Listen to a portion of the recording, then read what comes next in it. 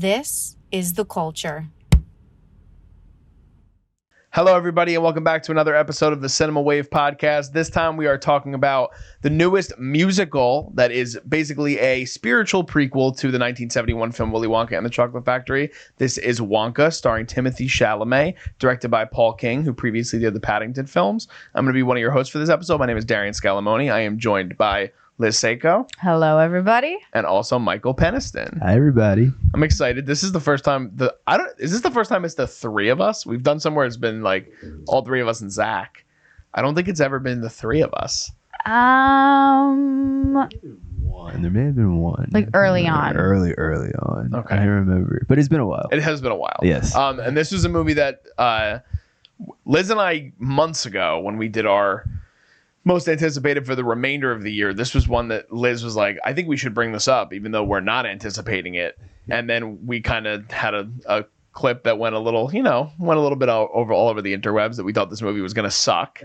Fully based on the trailer, I will say, because Yes. I was very hyped about this when I first saw Wonka and Chalamet together. I thought it was going to be really great. And then all of a sudden the trailer dropped and I was like, yikes. A lot of concern. A lot of concern. And I think Michael shared that sentiment. I think when we had talked a little bit previously, and I was like, yeah, Liz and I are going to do this. And you're like, yo, let me hop on this episode because I definitely want to see it. And I definitely feel like I'm going to have a lot to talk about.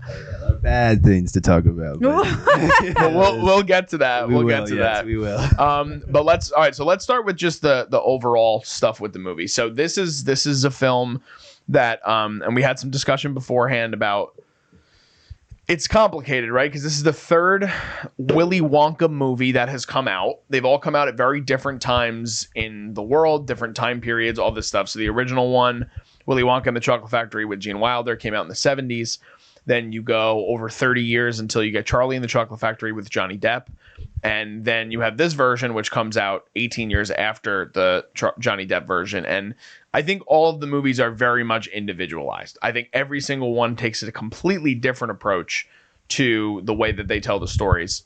Before we dive into this one in particular, do you guys have any opinions on the first two versions of Willy Wonka that we had seen previously on screen? Michael? Yeah, I do actually. I enjoyed both films.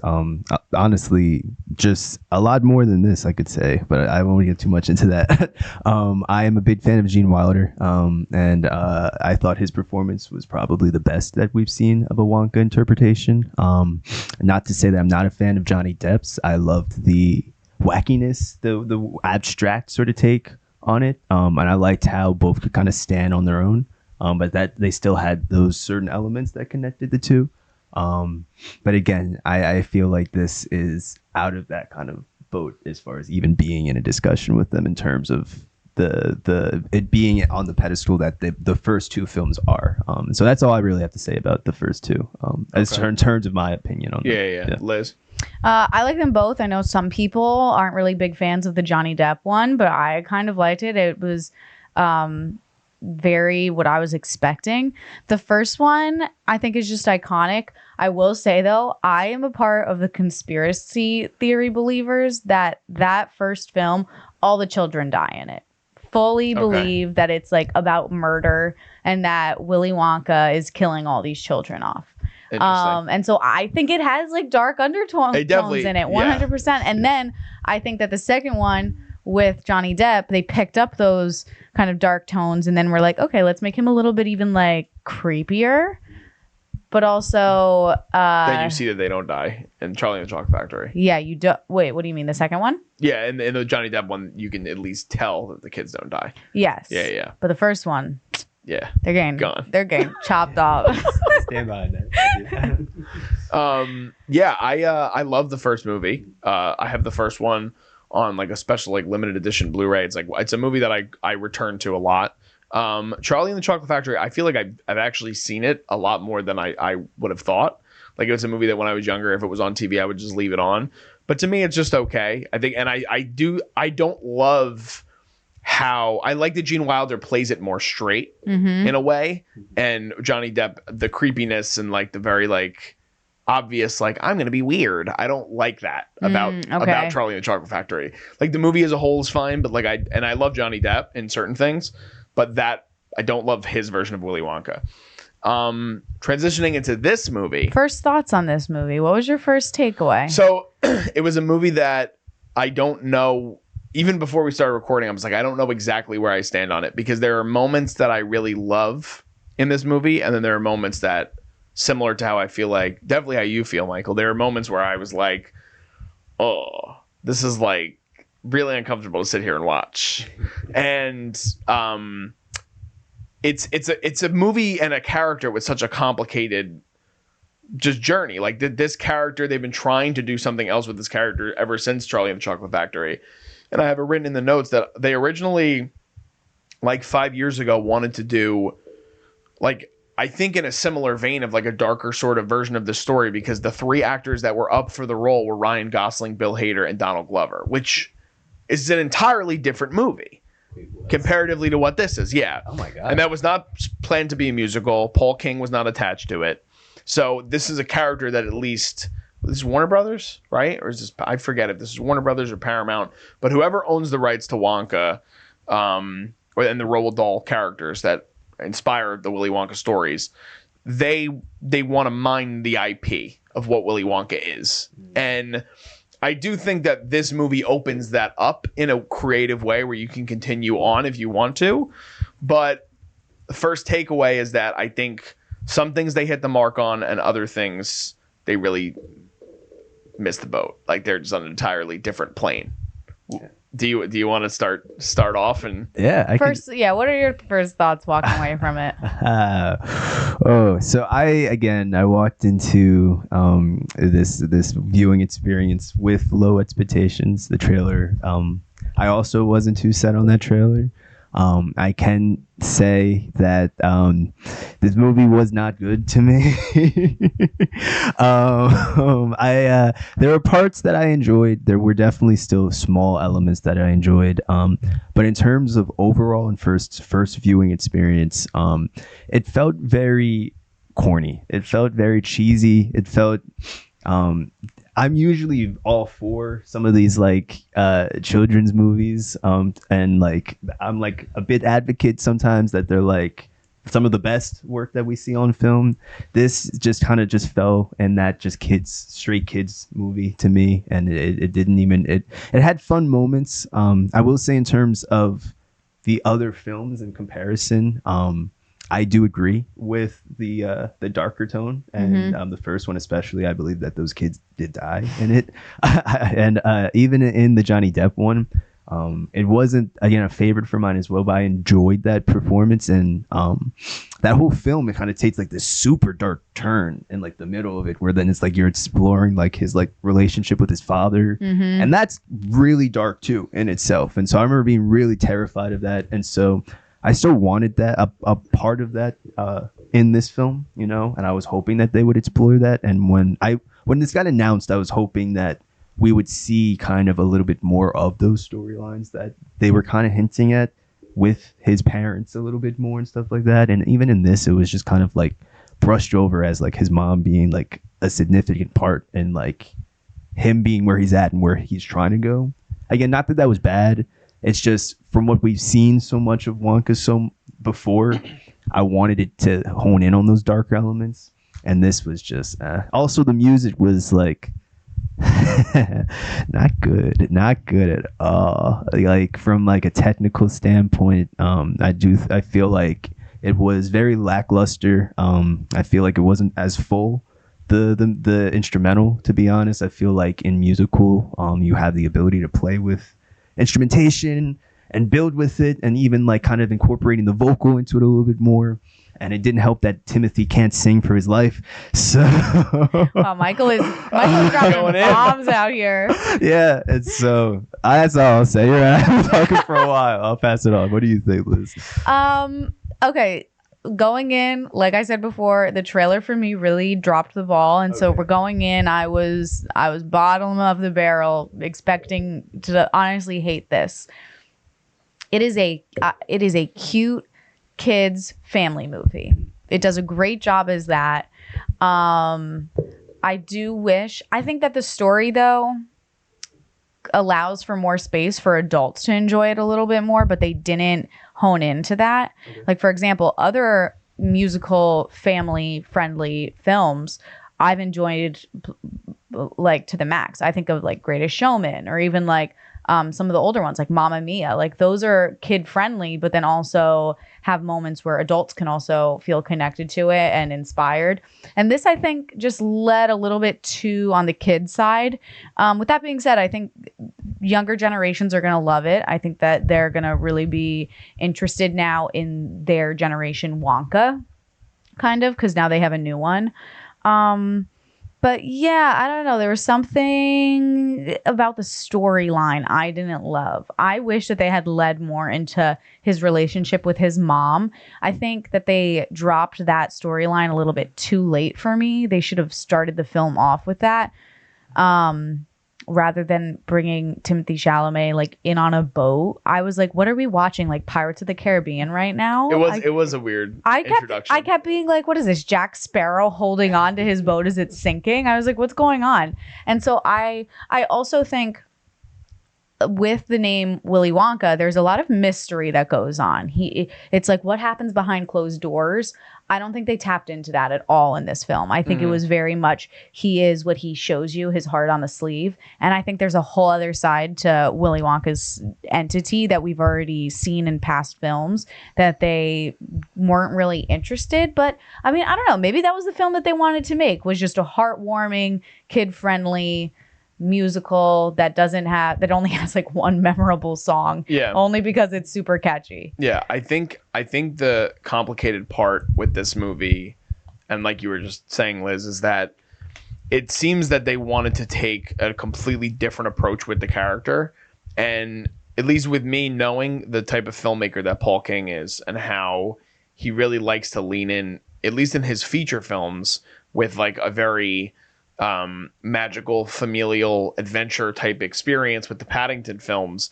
Like when I watched this movie, I knew I was watching like a Paul King movie. Like this was Paul King's version of how he wanted to tell the story of Willy Wonka, and he wanted to take these characters from the Roald Dahl novels and put them on screen in this like, again, like whimsical journey of wonder and fulfillment for children.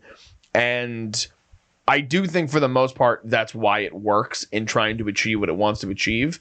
But it is complicated when you have these two previous iterations of this character that can have two, like, talk about tonal shift. Like if you two are sitting here saying you think the kids die in the first movie and it's a story about murdering children, and then you have this story where like literally any character that has something like happen to them that's violent, or like, I mean, literally, like when they drink poison, they just grow like animal limbs and hair in random places. So it's not like, you know what I mean? Like it's a completely different shift in terms of the way that the attitude that they approached this film with and how they decided they wanted to do it.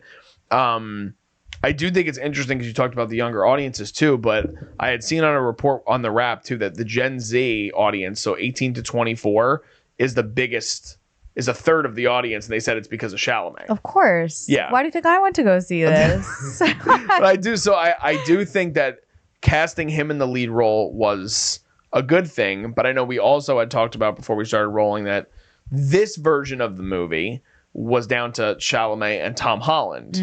And Tom Holland, both of them have musical backgrounds. Both of them are talented in terms of at least they're able to maneuver themselves through choreography, and they have movement. But Tom Holland is someone that's like, he's going on to play, or at least he's been rumored to play Fred Astaire. And then you have someone like Chalamet who's never done anything like this to this scale. I do think it's important to talk about the Chalamet element because so much of this movie rests on his shoulders. So let's dive into that, because I think that's a good place to sort of shoehorn our conversation. Liz, overall, as such a big Timothee Chalamet fan, what were your thoughts? Well, first of all, I love him. He can do no harm in my eyes. Even if he has like a total flop, I'll still love it and give it higher than a point, like a 5. He could literally bomb. But for me, I don't really like where he's going. I don't know. I just feel like he's so good in the dark brooding roles, and I think he's still young enough where he can get bigger roles doing what he's great at. I don't know if this was a smart move for him. I think maybe it is just to show that he's willing to go down different routes, but I don't think he should continue down this path. I don't think it'll make his career grow. I think if anything, then he's going to start losing some of his fan base, and people will be like, I'm not really into this whole I don't know. I just don't think he's great at comedy. Have you guys seen his SNL? I asked you this before. You haven't seen his SNL, but have you seen him on SNL? It's not good.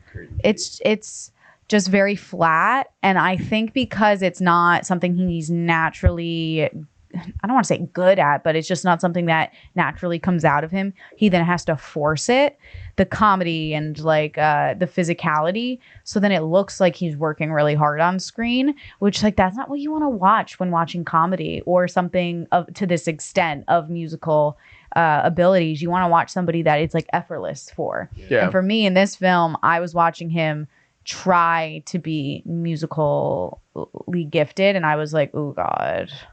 But beside, so I don't know. I hope that he tested this out and was like, okay, I don't want to ever do this again. I wanted something else. I actually, not to go too much off track, but I think this does play into the comedy thing, because I actually saw this recently this week in one of the trades.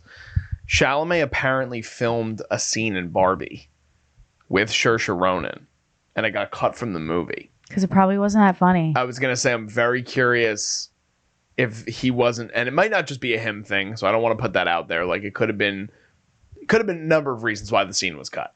But you're talking about two people that have chemistry on screen in Lady Bird and have worked with Greta before and are big names. Mm-hmm. You get John Cena in a throwaway scene, but you cut out Timothée Chalamet and Saoirse Ronan.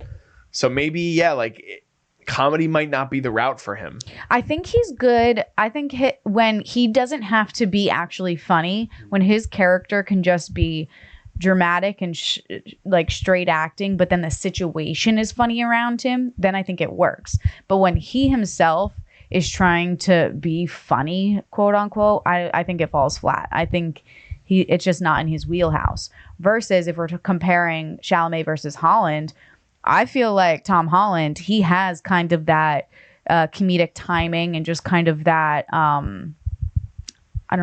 charisma that comes along with it. Even when he played Spider-Man, I feel like he was able to deliver those one-liners and make it seem effortless. Not that he was like, okay, I have to say this line funny and make the audience laugh. Because that's how I feel like sometimes it comes off for Chalamet. Yeah. Michael? I definitely agree with all of that with both of you guys. I don't think that he honed in too much into. I don't think that the comedic aspect of it was good. I also feel like it was very overly done, to be honest. That was another thing that I kind of expected coming into this. Just by the trailer, I could tell that he was going to put on a Wonka performance in its entirety. But it was overplayed sometimes. Sometimes it felt like he was forcing it. I definitely felt that. I agree as well as far as him kind of probably maybe focusing on more dramatic roles. I will say that I thought that he was incredible. One of his best performances to this day is Beautiful Boy with him and Steve Carell. It's one of my favorite performances of him, and that is a very serious film where he's playing a teenager that's on drugs. And so but I thought that, again, that take and that scene, that powerful performance of his, that's more of his boat. I definitely don't think that he needs to hone in on this. I will say before I was a little harsh before how I started this. Timothy, if you ever see, if and when you do see this, we could be friends. I would cry. It's not that he can't sing. I definitely think that even in the vocal performance, that whole overdoing it played into it. And so I think that, again, this all felt just forced, but I also agree that it was good that it showed that he still has the ability, because it's not like he is a terrible singer. It's not. He still put on the performance, and I still thought it was a good interpretation of Wonka. I'll give him that. I was gonna say, maybe he needs to do one more. Maybe he needs to do one more musical, because I think of Hugh Jackman when he did Les Mis first, and everybody roasted him because they were like, and he was on Broadway. Yes, he was a guy that literally had Broadway chops, was performing on Broadway. Timothée Chalamet's been on was it off Broadway? But he only did a play. He didn't do a musical. I was gonna say, yeah. So, but like Jackman, he did Les Mis. People ripped him apart because they were like, you're just trying to survive out there. Like, you're not a singer. This is opera. Like, you shouldn't be doing this. But then he waited a few years, got some vocal lessons, came out with Greatest Showman. And I think that the difference was huge because I think he also probably cared less, where he was like, I've done a musical before and now I just need to be honest with the character. And so maybe Chalamet was out of his element a little bit too, and he was trying to deliver a perfect performance. And so then maybe if he sees these reviews of like, don't make it so perfect, just kind of give us the performances that you have been giving us in your other films, maybe he'll do better. Maybe we should give him another shot, people. You're right. I mean, I'm definitely down to see him give it another shot. I think I'll see anything. Yeah, of course.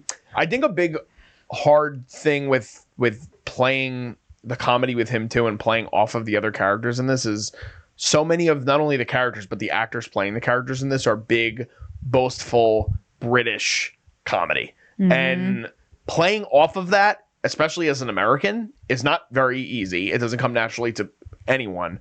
The screenwriters of this is Paul King, who also came up with the story, but he co-wrote it with Simon, I think it was Simon Farnaby, who had done Paddington 2 and like the UK version of Ghosts, which is like a big sitcom. They Americanized it on CBS now. And like, it's not, like I said, it's not easy to balance off of all the British talent that's in this movie. I mean, Olivia Colman, which we'll dive into a little bit more as we continue to talk about it. Like even the three actors that play the Chocolatiers, which I was not a huge fan of, but like Matt Lucas is like a huge. Oh, I liked the Chocolatiers. Yeah, I wasn't a huge fan of them. I liked their casting. I thought they were good. I thought they were fine. I just didn't like I thought the casting was good. I just didn't like them in the movie. I was just like, I don't. You're not supposed to. They're the No, bad I know guys. that. I'm saying so like Olivia Colman to me works in her role. Yeah. And these ones, like, they did their job, but to me it was like too much over the top. Similar to how, and even Keegan-Michael Key to an extent, I think it helped him a little more because he's so used to playing that like loud sketch comedy, like be outlandish, and Chalamet's never done that before. So playing off of those type of characters, like I do think his moments, even in the fantastical moments with Calla Lane as Noodle, worked so much better because you start to see those, and even the scenes with Hugh Grant as the Oompa Loompa. Like, I don't love Hugh Grant's casting as the Oompa Loompa and the overall everything that came with that, but at least they were able to play off of one another, I thought, better. And I think that so much of the movie is dependent on Willy Wonka being able to interact with all these different people and try to still encompass this very naturally ambivalent, it's a weird character. It is. And it's a bizarre character from the first iteration of the character, and now to take it in such a different direction, it's hard to make it, it's hard to sell people on this. I think this is a movie that's going to be very, like, you're either going to really, really enjoy it, or there's going to be a lot that you're going to have criticism of, and I think it's fair criticism. The movie, in terms of box office, though, is off to a really good start. It is. So it made 39 million domestic opening weekend. It made 151 million global, which means it needs, and it was a $125 million budget with the marketing even put in. So it needs to make, excuse me, it just needs to double the number that it's at right now. And it made that in its first weekend. So people are going out to see it. They're going to make their money. Yeah. I'm convinced they will, just because it's not getting bad reviews. It's getting kind of, like you said, it's getting middling reviews. And I think that as long as it's not tanking, people will go see it just because they want to get their own opinion of it. And I really do think that for younger kids and younger families, they're going to watch it in theater. And then one of the kids is going to just be obsessed with one of the songs and then want to like watch it all the time and like stream it once it comes out. So I think that they'll make their money back. I agree. I feel like that's pretty common with kids movies, where because it's marketed to kids, like, and a lot of them are in school, like you have the ability over a longer period of time to still be making a lot of money because they're still there are parents who will probably a couple weeks from now realize, oh, this is out, like, let's go see it. Yeah. So, people like it. Or exactly. they'll see, oh, this is now being labeled as a kid's movie, because I think a lot of people didn't know where it was going to go. Yeah. Because again, with Willy Wonka, like, you don't know, all of a sudden is it going to be a dark story and your kid's going to get scared. So I think as families start to see that this is more kid friendly, they'll dive right into it. Yeah, and I did just remember it is Warner Brothers, but smart move by Warner Brothers to position this where they did on the release calendar too, because I do think Christmas time, it fits with what it is, and I do agree that I think that's where it's going to make its money back. But going back to the marketing thing for a second, because Liz and I had talked about this right before you walked in, and I had seen another article about this a couple weeks ago, but now it's starting to become a little bit more prevalent, I think, as musicals are coming out. I mean, Mean Girls, the musical, is coming out in January. Some people, again, just think it's a straight remake, but it's because they haven't labeled it as the musical. They just say it's Mean Girls. Yeah, so there's an interesting trend in Hollywood right now where they are not marketing musicals as musicals. And you're a musical guy, and I want your opinion on that. But before, I want to read you a quote from a Deadline article that came out today. Okay. So this is from a report, and it's from a studio. It's it's a quote from a studio. Yeah. And it says that they're not marketing musicals as musicals because test audience focus groups generally hate musicals. And the only way to get people into the theater with one is to trick them. And I do think it's interesting because I'm not one of those people. I don't know if any of us are those types of people, but I know that they do exist, and they exist in a large number. But part of it is like, once you're already in it, you can't really get out of it. And also then it becomes the thing with the familiarity with the music and catchiness. It's like there's a song in this movie called Scrub Scrub that I completely dislike, and I think you guys enjoy it to a degree. Maybe it's just catchy because it's catchy. That's the only reason but it sticks in your head. Yeah. So that's part of it too. So I do, as the musically inclined person here, I'm very curious on like your thoughts on this as a musical and just the trend in musicals in general. Yeah, it's funny too, because I've seen that that's like an ongoing topic as far as this film, especially how so many people didn't even realize that the Willy Wonka movies in general were musicals, and which was kind of always the case. But as far as them choosing not to market this as a musical and other movies at this point, that's this trend, I do think it's a smart thing. I will agree that a lot of people hate musicals at this point. They are milked. And at this point, and at the same time, it's like, how can you really change it up? I know that you do have certain people who successfully can do that and change it up. And there's always new ways to be able to do that. I know myself, I'm always trying to figure out new ways to like reinvent the idea of the musical. But there are ways you can do it. Like two great examples are like Guava Island. That was a Rihanna Donald Glover film, and then the show Dave. He incorporates music. So there are ways musical, not necessarily following like a feature film sort of layout. But I understand it. I understand it that will throw people away. I've seen people on TikTok alone now in like a week of the release, kind of like hating on the movie alone because they didn't realize, again, it was a musical. And like, if that's how people are reacting without information about it being a musical, then like you won't get for sure that many audiences prior to the screening. I don't think that that's always going to be a successful thing. I do think that at a certain point, then it's going to be how much are we trying to eliminate this genre in itself. And I do think that it is a genre that has the ability to be explored with more. I think that if you can figure out a different way, then yes. But as far as this movie, it didn't have to be a musical. This movie didn't have to be a musical. I appreciated the music that they brought into it. I appreciated them not telling us a lot of these songs. But again, it was very just kind of like lackluster to me. A lot of this music, it didn't have a lot of the punch that you typically would find in a musical. And again, I don't know if that was done on purpose for the sake of maybe trying to minimize the musical side of it.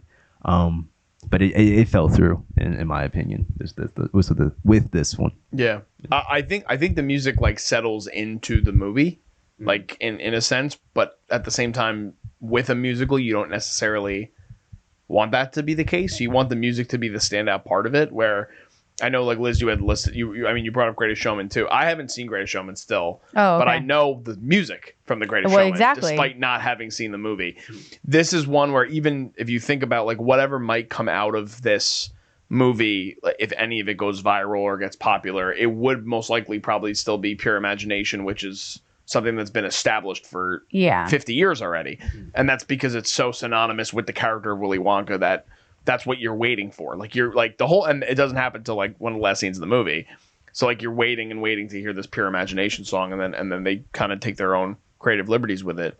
What did you think of the music, and in terms of like its impact? Yeah, I didn't think it was bad. I don't think it's very memorable though, all the songs. And so I think when you're doing a musical, at least in the industry, a part of you want to make your profit off of the soundtracks getting picked up and people wanting to listen to the soundtracks. And I just don't know if some of the, like, for me, I don't really have a song that I was like, that's a huge standout. People will love this one. Like, I know I keep talking about The Greatest Showman, but I go back to there's like 2 songs on that soundtrack that I feel like everybody knows, even if you haven't seen the movie, versus this film.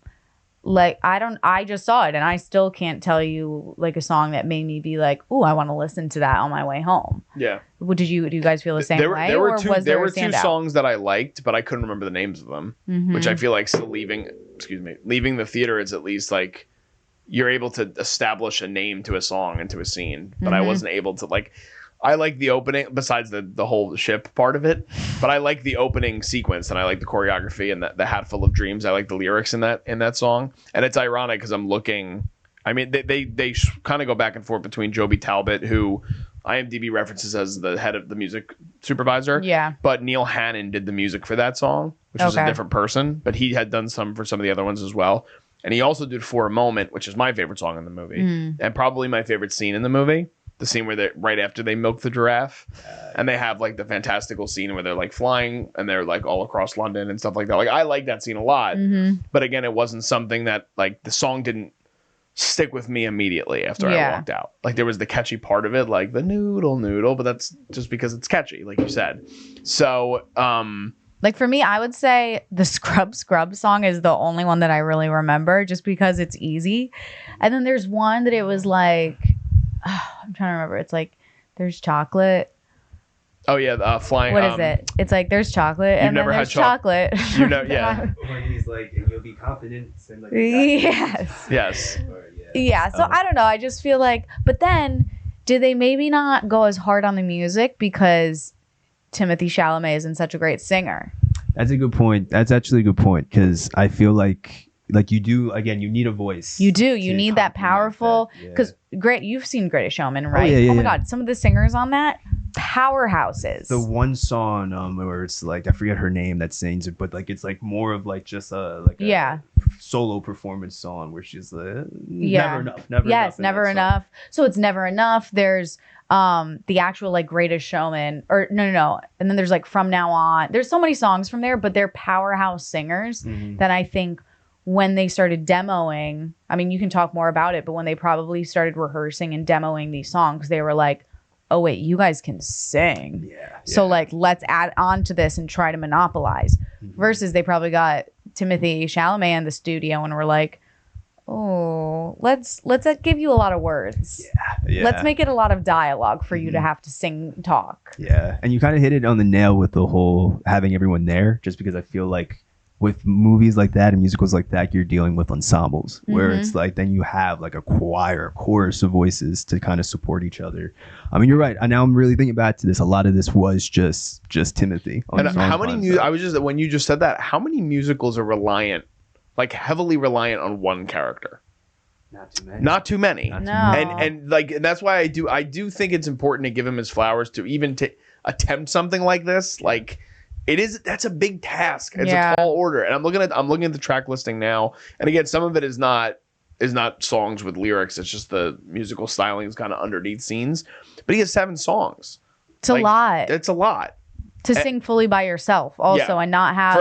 And the ones that he does like collaborative sort of things with, I think, like, again, For a Moment, I think works a little bit better. Hat Full of Dreams, again, he's still doing some of those talking parts with people throughout. It feels like Beauty and the Beast-ish. Like early on, like that opening scene reminds me a little bit of like the Bonjour like song from. Oh yeah, you know what I'm talking about? Walking through the yeah, town, like walking through the ship and then walking through the town with the sovereigns. Like it's very similar in tone to what they were going for with the original animated Beauty and the Beast. So I do think there are moments here that you can look at in a bottle and you could be like, I like what they went for here. Like at least for me, the fantastical elements, I do think in the vein of the story that it seems like Paul King was going for.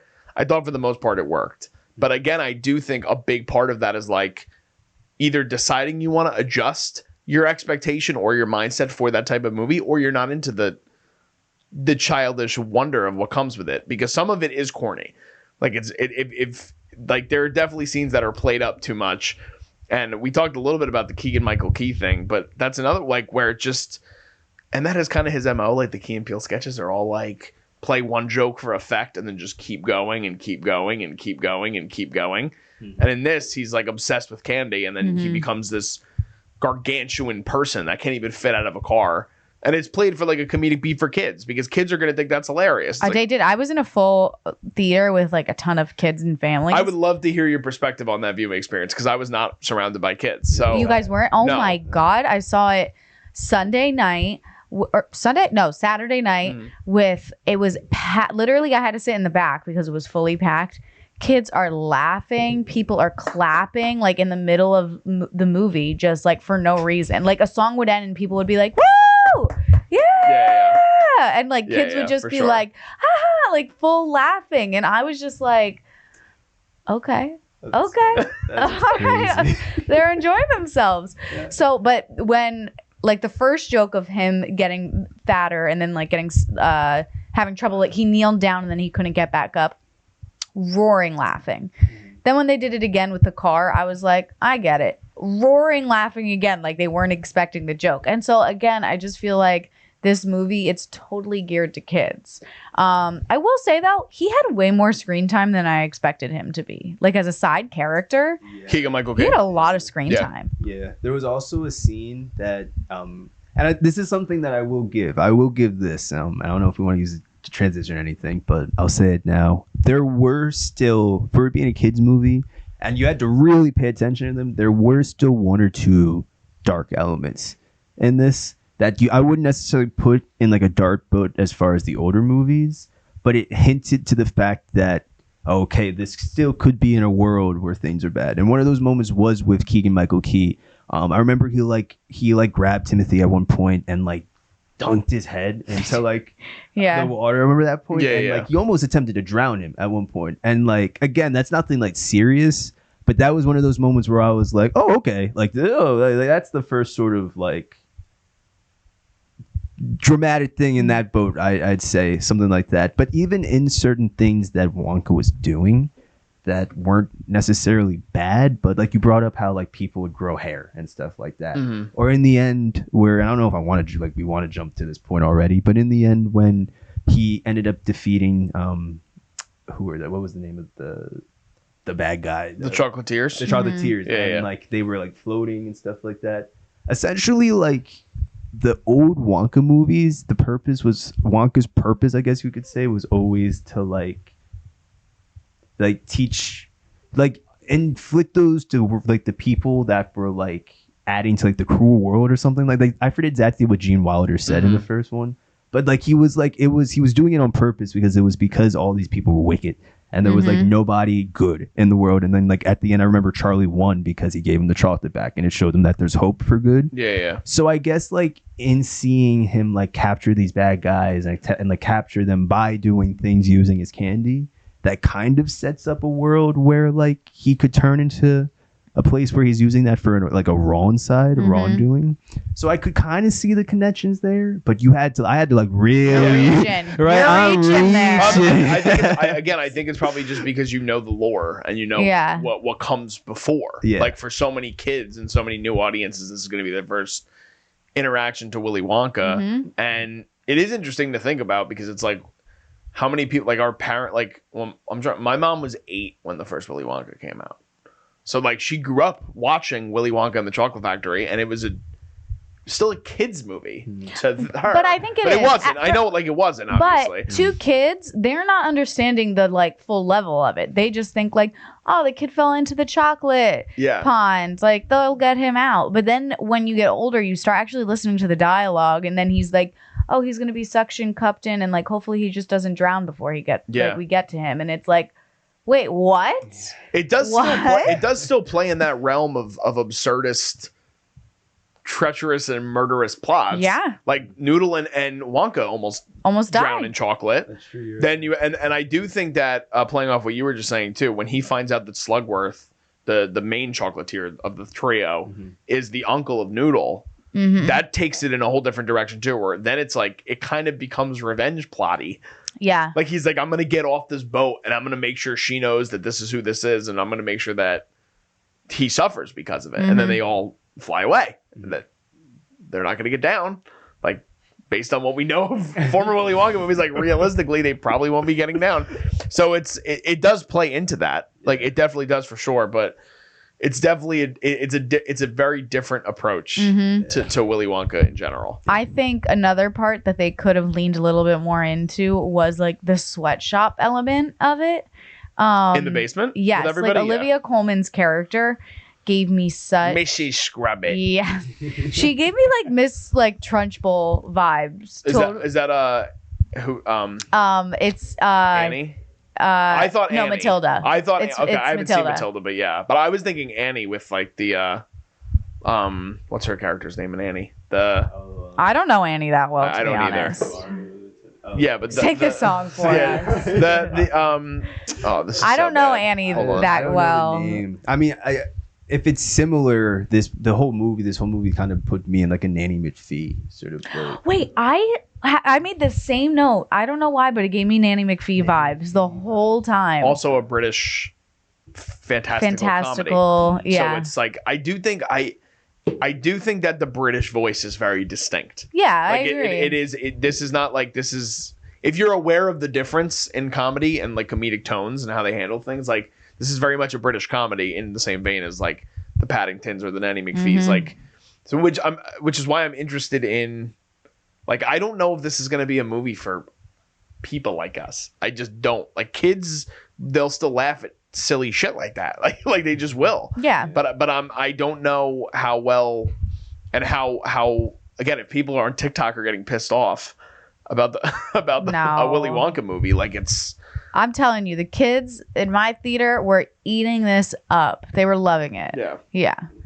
And like literally clapping after every song. Yeah. Who does that anymore? No, who does that? ever? Who does? Literally. Wait, do you want to go back to the scrub it thing though? Oh yeah. So yeah. I like they could have totally leaned a little bit more into like the darker side of that.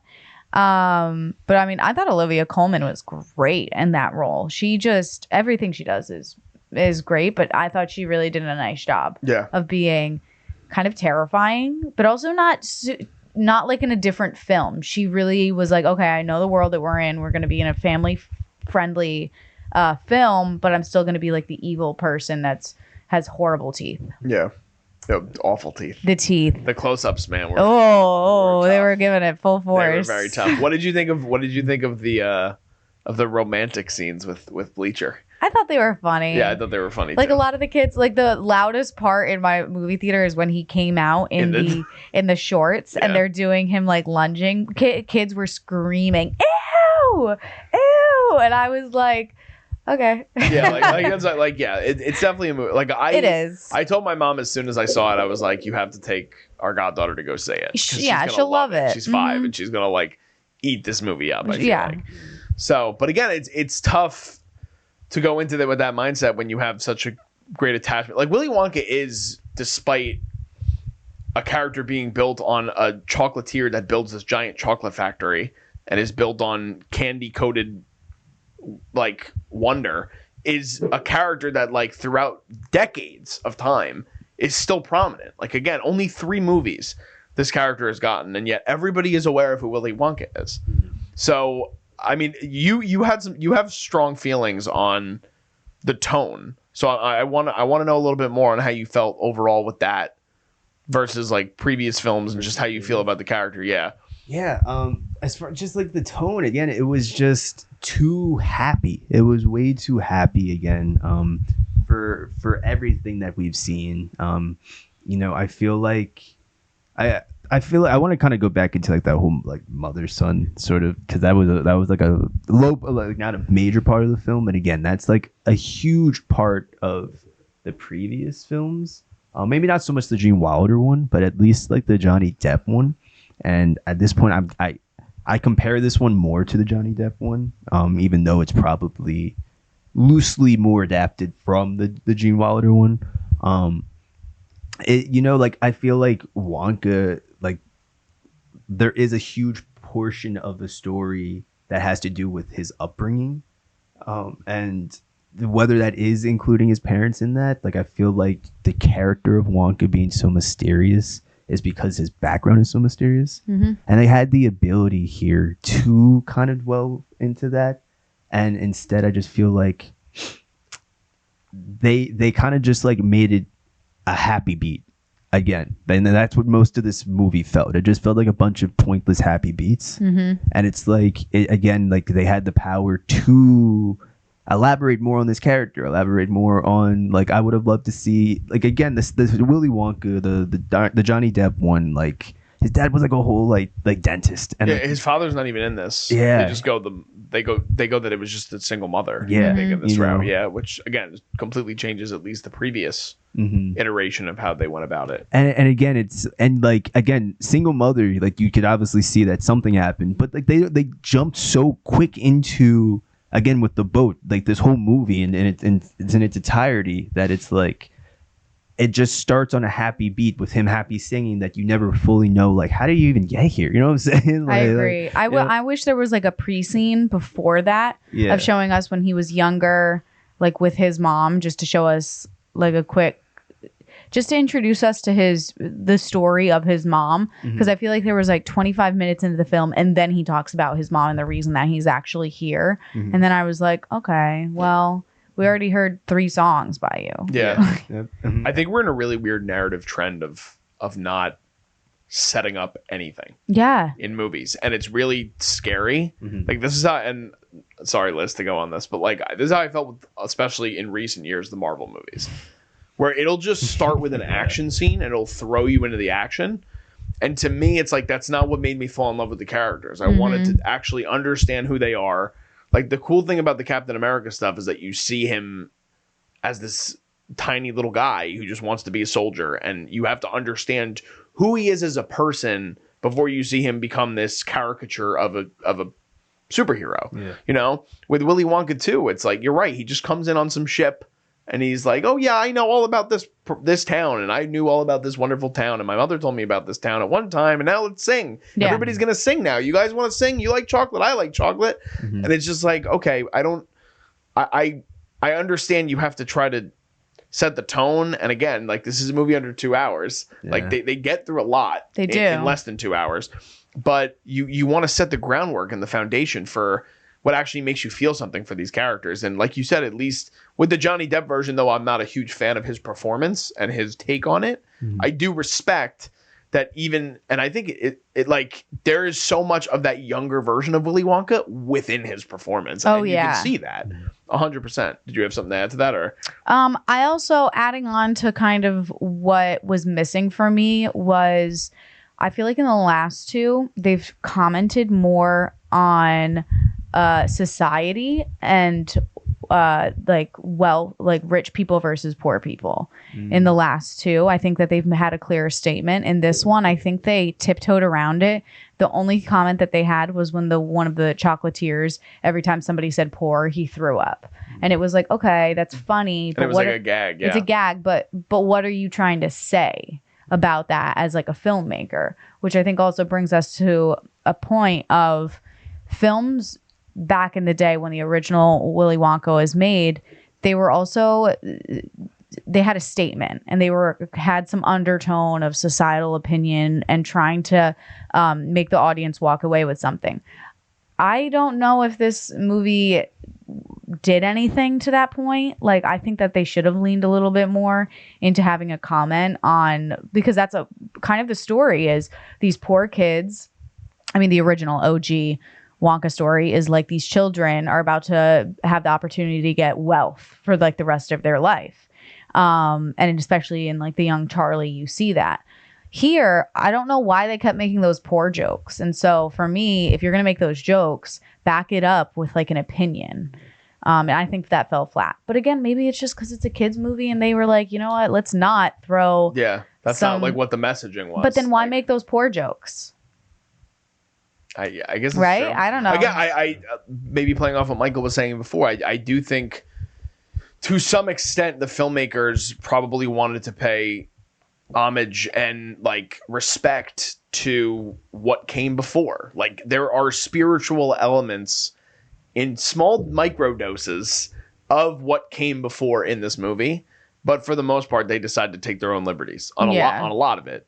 So I do think that's where you get into the weird conundrum of like, why make this movie if you're not going to have something to say and you're not going to play it based on what we've seen before?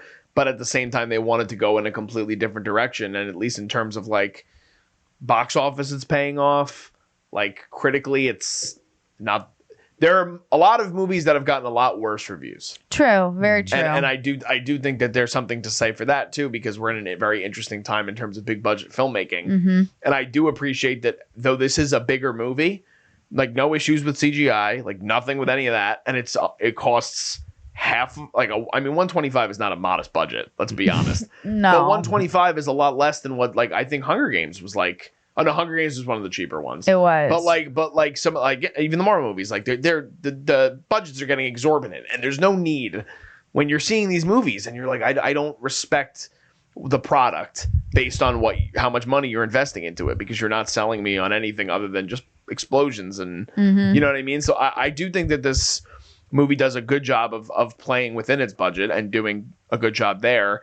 Calla Lane as Noodle was, I know, something we wanted to discuss because we haven't really brought her up at all. Did you want to talk about her performance at all, or? Yeah, sure. I will say that a lot of performances in this film weren't standout performances. You know, I felt like they delivered for the sake of their character. And again, a lot of these stories weren't as important. They were kind of just shoehorned in there, like the romance, little love story and things like that. So maybe that's why a lot of these characters didn't hit as hard. But I will say that of all the characters, Noodle for sure hit the hardest. I feel like the actor, her Calla Lane. Yeah, I feel like she has the potential to be a strong threat in this industry. Especially, I believe, how old did you say that she was? I think she was 14 when they filmed 14, this. crazy. So, and she has an incredible voice. Yeah. I thought that, again, I didn't like a lot of the songs, but I thought that the song that she was singing while Timothy was milking the giraffe was probably the best song in this vocally. Even just like from an emotional hitting, like I compare that's like the song I compare to like Never Enough and Greatest Showman, like just having like a single solo song that hits. But then again, just performance wise, I felt like her character was the most believable throughout this. She's the most grounded. Yeah, obviously too. Yeah. I appreciated her story. I didn't appreciate so much the whole like twist. I thought that was kind of just thrown in there, and it was cool. It was like, all right, it was like whatever. But I did appreciate the whole her being separated from her mother. It made me appreciate her character and what she was fighting for a little bit more. And that's one of the things I wish we saw with Wonka. It was kind of annoying because they definitely gave that story to her when it should have been focused more on Wonka. But I can appreciate it because it still made her character hit harder. But again, yeah, she was like one of the only parts of this film that I could like stand on saying was like great. Where you came away from enjoying. Yes. Yeah. Liz, what was something you enjoyed about the movie? Like, what did you enjoy the most about the movie, if you had to? Can you not pinpoint something? No, I enjoyed it as a whole. I wasn't ever bored, I will say. It's definitely like keeps it's a good pace. I wouldn't cut anything. Liz always coming for the I always usually have something that cut.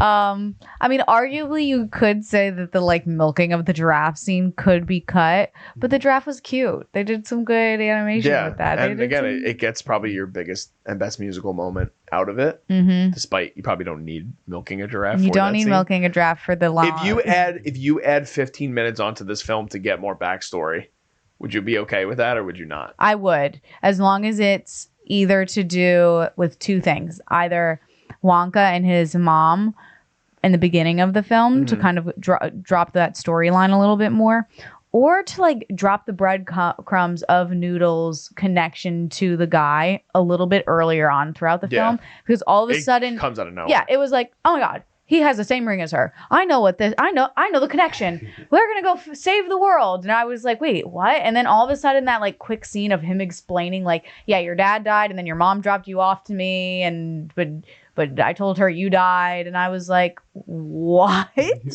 Like there's too much storyline being verbally told rather than shown to us to explain that. I didn't like the whole like last 30 minutes probably of the movie because of all that stuff.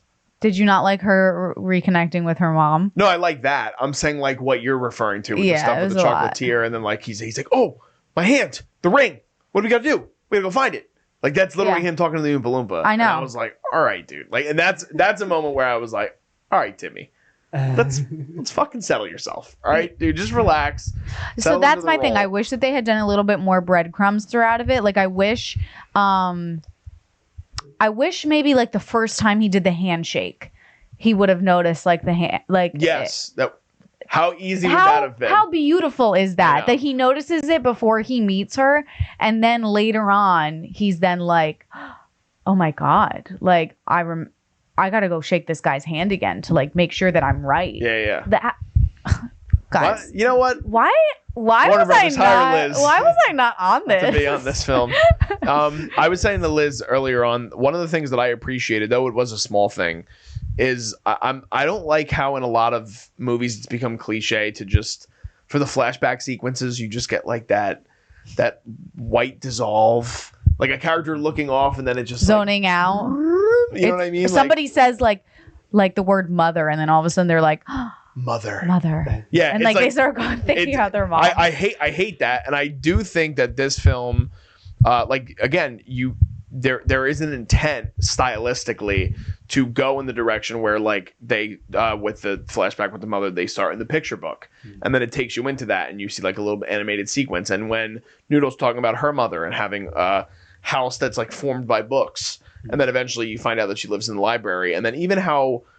I like the pure imagination scene, but I know you did it. But like when you go into that and you start to see everything being crafted, and it's different. It starts with a foundation and then he visualizes it and then it comes to life.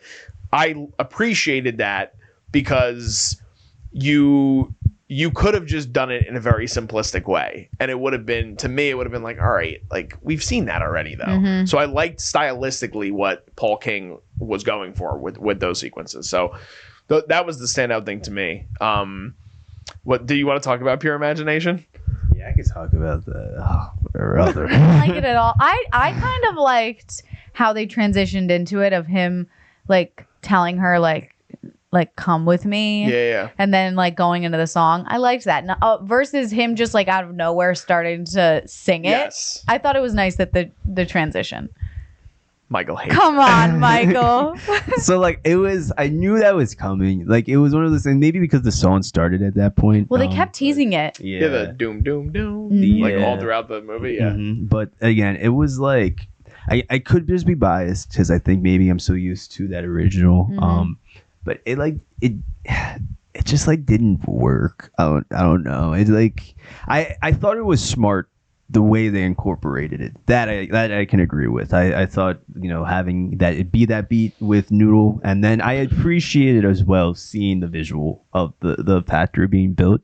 But it just, again, it kind of felt gimmicky. It felt cliche. It felt like they knew they needed to throw something like that in there somewhere, and like they're like, end of the movie, it's ended on a high note, and he didn't really sing it that well, and so it's like it wasn't that high. So I don't know, it's like I don't know. I wasn't a fan of the pure imagination of this version. Okay. I will say it was stuck in my head for the rest of the night. I was home and I was like, I think it's such a catchy song in Yeah. general. Yeah, The dude. original. Well, That the original. I mean, even the original. Yes, it is. It is, and I will say that that's the one song that's probably like right now, like really blowing up on TikTok, and TikTok is for sure the place for like songs to become catchy. this And version though, like Timothee Chalamet's I've been version. seeing this version so much. I don't know why. Like maybe it like read my mind that I was seeing the movie or Probably. something. But a lot of 18 to 24-year-olds. That's that. Just saying. That That we Gen Z love 'em. audience loves Chalamet. Scrub. Scrub. yeah.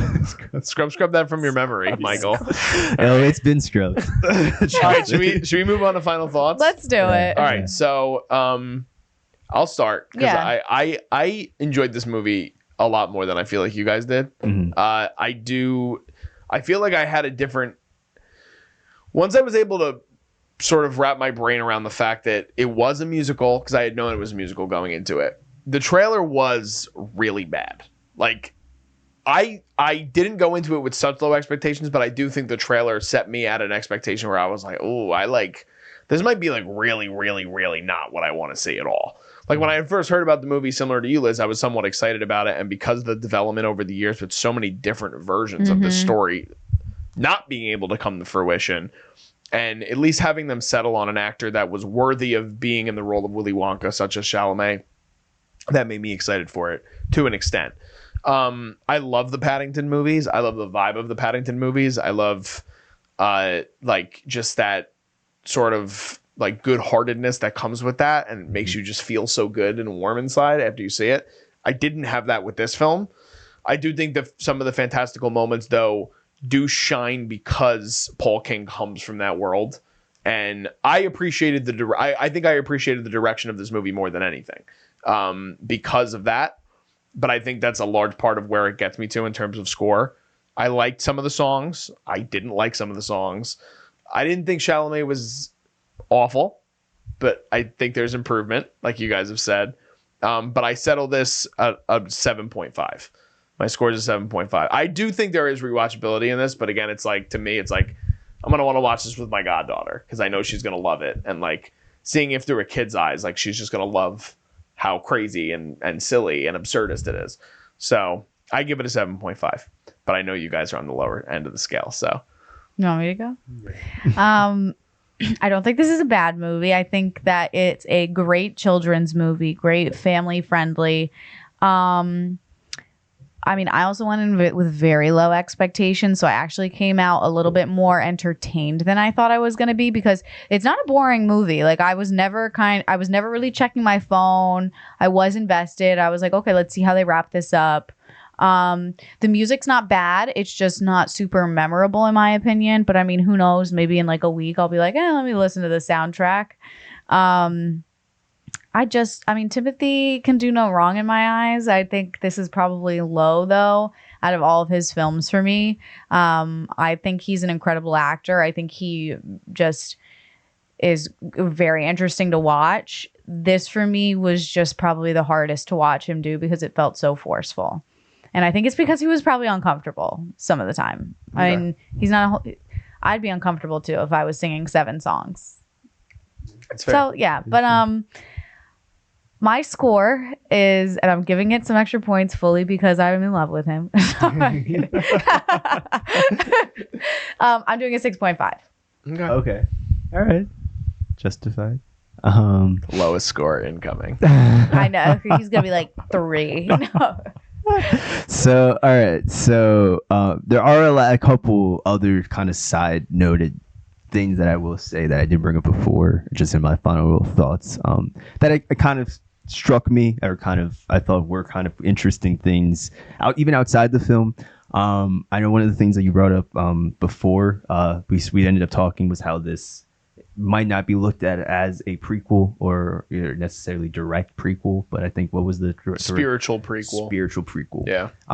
Which is, I wouldn't be surprised if that was the case. I know it's not the first time that we've seen this with the Willy Wonka franchise. I know that, and this is another conversation in itself, but the movie Snowpiercer is directly. It's supposed to be spiritually connected. That's supposed to be the sequel to this Willy Wonka. I don't know if you guys knew that. I never knew that. Yeah, I didn't know that it's supposed to be a sequel to it. yeah. It's the movie with Chris Pine with Chris Evans. Chris Evans. Yes, Yeah. yes. It's supposed to be. Bong Joon-ho. He plays Charlie. He plays Charlie in it, and he's grown up now. And like the old man on the train of Snowpiercer is Willy Wonka, and you found out that. Never heard that theory ever. Look it up. Look it up. I'm looking it up right know now. this? Everybody, look it up. Producer Get Minnie's out. shaking his Get head. I out. can't fucking believe that I'm Yeah. hearing this for the first time. And that's dark. That movie still It's kind of very follows dark. that dark. Great yeah, movie. that great movie. Okay, So- it's a theory. It's No, a yeah, theory. It's a theory. It's theory. It's a not, theory. It's not confirmed. no.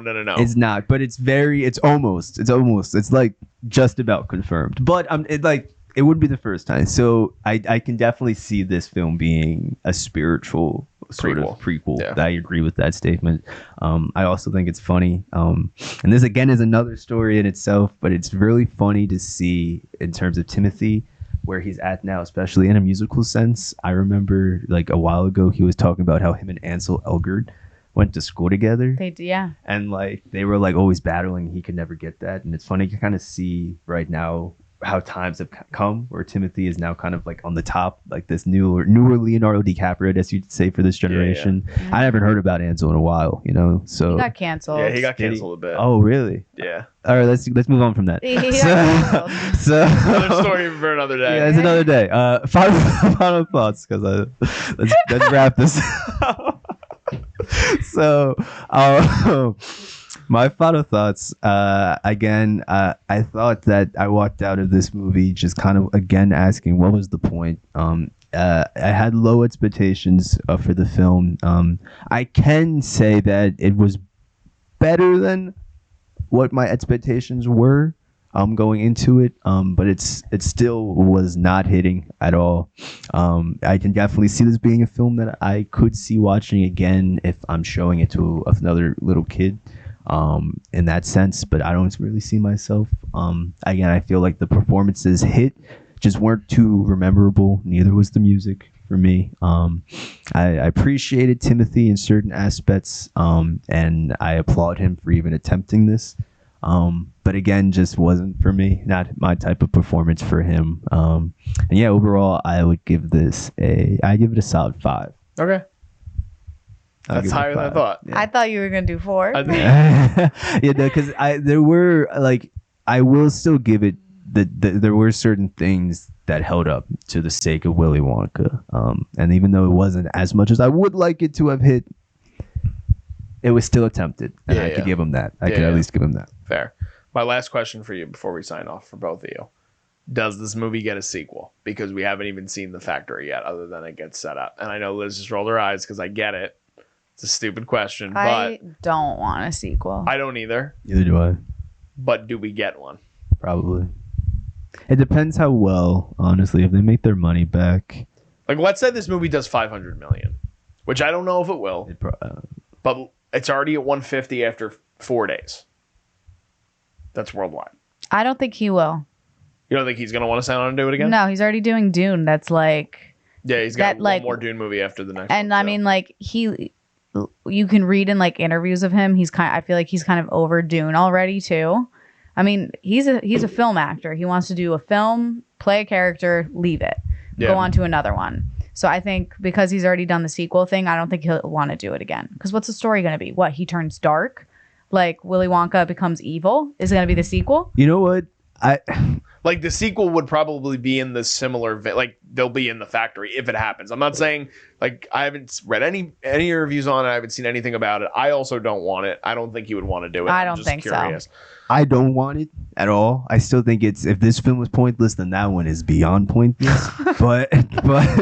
but I will say, if they were to do it, and maybe like with the next one, or if this ended up like in a crazy world, if this ended up being like a trilogy, let's just say, and like the next with each one, it did get a little darker. Mm-hmm. I would appreciate that a little bit I don't more. think they can do that No, though. no. I don't This think is they such can. a Or at least not with Paul King directing it. no. No way. Dang, that would be cool, just because it would kind of then follow build up, And you're right, it's still so pointless, but like that's the only way I could see them being successful with Yeah, this. there's no storyline. I mean, maybe if they kept like his mother alive, then like he could go on some adventure, find, you know what? Oh, I totally should have been on this writing. They should have kept the mother alive so that he can go on a mission to find her, and then With the Oompa Loompa. Then he finds the Oompa Loompas, ends up being like, "Forget my mother. I'm gonna save all of you Holy and bring shit. you back." That's the dark movie we've all been waiting for. Abandons his mother for these little alien Because he creatures realizes that that love cocoa he realizes beans. eventually that she did die, and so then he's like, I was meant to find you Oompa Loompas and bring you back. But also there's a whole element of like labor abuse with the Oompa Loompas in the That's first one, That's Yeah. true. For sure. which they completely looked over. Oh my Yeah, they just ignore the Oompa Loompas really entirely. They only Instead he put- just offered him like, you can eat as much chocolate They as you only want. put the Oompa Loompas in the movie because they needed to, Mhm. because it's so synonymous with the brand of Willy Wonka, and you're able to cast Hugh Grant, and you get him in for 14 minutes, and you put some CGI, and There you it go. wasn't great. Call it a day. Didn't love that. We didn't really touch upon it much, but I don't think there's much to really even talk about with it, so we'll just gloss over that. He was orange. All right, guys. He was orange. That's true. Scrub. Scrub, everyone. Scrub. All right, guys, that's going to do it for this episode of the Cinema Wave podcast. Please let us know in the comments what you guys thought if you have seen Wonka already. Did you guys like Timothee Chalamet's performance in the same vein as Gene Wilder or Johnny Depp? Did you like it more? Did you like it less? What did you guys think about the musical elements? Were you happy with that it was a musical? Did you appreciate the music for what it was? Was it not memorable like most of us on the panel thought? Be sure to like this video if you guys didn't already. Please subscribe. We're putting out content all the time. It's very busy for us right now. We have a lot of movie reviews coming out soon because a lot of films are coming out towards award season. In the recent weeks, we're going to be talking about The Iron Claw. We're going to be talking about Rebel Moon. We're going to do an MCU town hall to wrap up the year to talk about the last few years in Marvel. We also have the stuff on the animation side with Vinny and Michael and Mark. We talk about Jujutsu Kaisen and some other things wrapping up the year, as well as our favorite movies and TV shows of the year, as well as our most anticipated for 2024 as well. Please follow us at Cinema Wave Media on Instagram as well as on TikTok. We're also on Facebook and on Threads. You can also follow us at _Culture Wave Media on Instagram and at Jersey's Finest Pod for the Jersey's Finest podcast. We have a new episode up with Mikey Smith right now. Just signing off, I am Darian Scalamoni, I am Liz Seiko. And I'm Michael Peniston. and we'll see you guys next time.